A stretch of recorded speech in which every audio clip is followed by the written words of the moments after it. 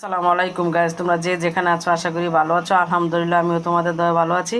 প্রতিদিনের মতন আজকে তোমাদের মাঝে রান্নার ভিডিও নিয়ে আসছে। আজকে ডিম দিয়ে আলু দিয়ে রান্না করবো। ডিমটাকে পরিষ্কার করে ধুয়ে এই যে দেখো কড়াইতে বসিয়ে দিয়েছি। আর দেখো পাকের কটা চিনা চিনা লাগে কিনা, কেউ চিনতে পারবে কিনা।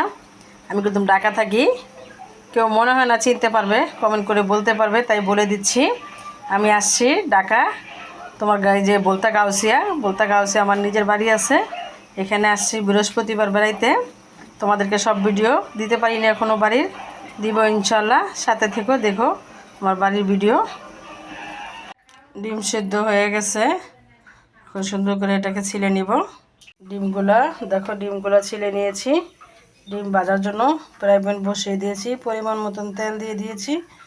এখানে হলুদ দিয়ে দিব। আমি এইভাবে হলুদটা দেই, তাহলে ডিমের কালারটা অনেক সুন্দর আসে। এখন দিয়ে দিচ্ছি পরিমাণ মতন লবণ, দিয়ে এটাকে একটু নেড়ে দিব। নেড়ে দিলে কী হবে, ডিমের কালারটা অনেক সুন্দর আসবে। দেখো আমি ডিমটা দিব, কালারটা দেখাবো তোমাদেরকে।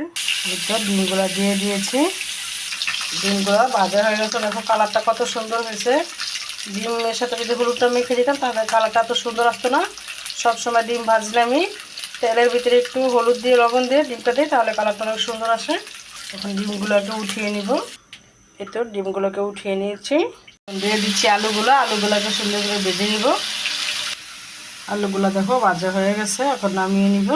এখন ডিমগুলা বোনা করার জন্য, আলু দিয়ে রান্না করার জন্য কড়াই বসিয়ে দিয়েছি। পরিমাণ মতন তেল পেঁয়াজ দিয়ে দিয়েছি, দিয়ে এটাকে নেড়ে দিচ্ছি।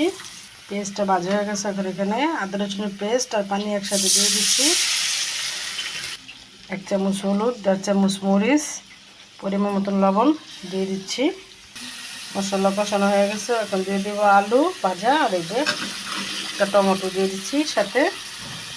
কষানোর জন্য মানে আলুটা সিদ্ধ করার জন্য একটু পানি দিয়ে দিচ্ছি, দিয়ে এটাকে নেড়ে দিচ্ছি। সুন্দর করে সিদ্ধ করে নিব আলুটাকে, টমেটোটাকে ঢাকনা দিয়ে ঢেকে দিয়েছি। আলুটা সুন্দর করে সিদ্ধ করে নিয়েছি। এখন পরিমাণ মতন পানি দিয়ে দিচ্ছি, কারণ অল্পই পানি লাগবে, বেশি লাগবে না, তাই অল্প করে পানি দিয়ে দিচ্ছি। এখন দিয়ে দিচ্ছি যে ভাজা ডিমগুলো সুন্দর করে দিয়ে দিচ্ছি। ঢাকনা দিয়ে ঢেকে দিয়েছি। আলুটা প্রায় হয়ে গেছে, এখন দিয়ে দিচ্ছি ধনিয়া পাতা কুচি পরিমাণ মতন। এই তো ধনিয়া পাতা দিয়েছি। এখন দিয়ে দিব অল্প করে জিরার ফাঁকি। জিরার ফাঁকিটা বেশি দেওয়া যাবে না, একদম অল্প দিচ্ছি, সামান্য পরিমাণ। এখানে জিরা ফাঁকি দিয়ে এটাকে নেড়ে দিচ্ছি। ডিম আলুটা রান্না হয়ে গেছে। যদি রান্নার রেসিপি তোমাদের ভালো লাগে, লাইক কমেন্ট শেয়ার করো। আল্লাহ হাফেজ।